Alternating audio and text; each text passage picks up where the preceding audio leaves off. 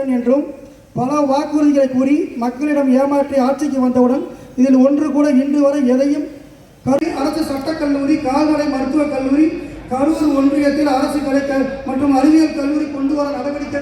கரூர் மாநகருக்கு நாஞ்சில் சம்பத் தமிழக வெற்றிக் கழகத்தின் 3வது ஆலை அதிகாலை 4 மணிக்கு நான் சந்திப்பில் வந்து கூட செய்து கொடுக்காமல் அனைத்து வாக்குறுதிகளும் நிறைவேற்றிவிட்டோம் என்று பெருமை கூறிக்கொண்டிருக்கிறார்கள்.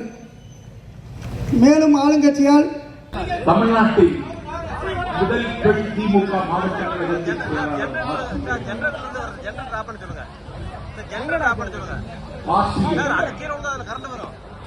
ஆண்களுக்கு பெண் சமானம் என்பதை நிரூபித்து காட்டியது. திராவிட முன்னேற்ற கழகத்தை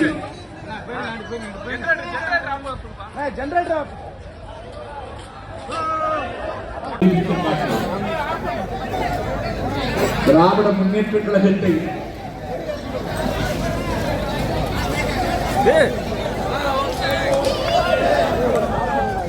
கரிகால் சோழன் உதவிய மண்ணில் வழிநடத்துகிற வரலாற்று கடமைக்கு தலைமை தாங்கியவர் சகோதரி வாசுகி.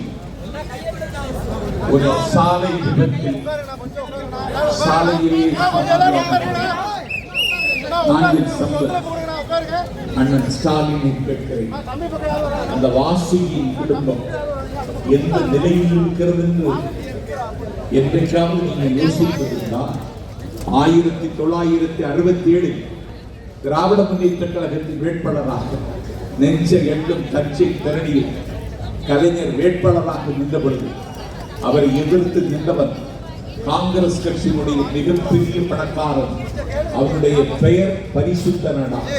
பரிசுத்த நாடா என்கிற கோடீஸ்வரனை ஐஸ்வர்யா எதிர்த்து கலைஞர் தஞ்சை களத்தில் நின்ற பொழுது அன்றைக்கு தஞ்சையில் கலைஞருக்கு வாரி வாரி கொடுத்து அவருடைய வெற்றிக்கு தான் சேர்த்த செல்வத்தை எல்லாம் கொட்டி கொடுத்தவருடைய பெயர் கரூர். சாலையிலே சமாதியாகி போனார் நாஞ்சில் சம்பத். அண்ணன் ஸ்டாலினை கேட்கிறேன், அந்த வாசுகியின் குடும்பம் எந்த நிலையில் இருக்கிறது என்று என்றைக்காவது நீங்கள் யோசித்திருந்தால் 1967 திராவிட முன்னேற்ற கழகத்தின் வேட்பாளராக நெஞ்ச எண்ணும் தஞ்சை திரணியில் பெயருக்கு நீங்கள் தாரை வார்த்து கொடுத்ததன் மூலம் இன்றைக்கு திமுகவே இன்றைக்கு கொங்கு மண்டலத்தில் கேள்விக்குறியாகிவிட்டது. நான் கேட்கிற இது என்ன அத்துமீறல்?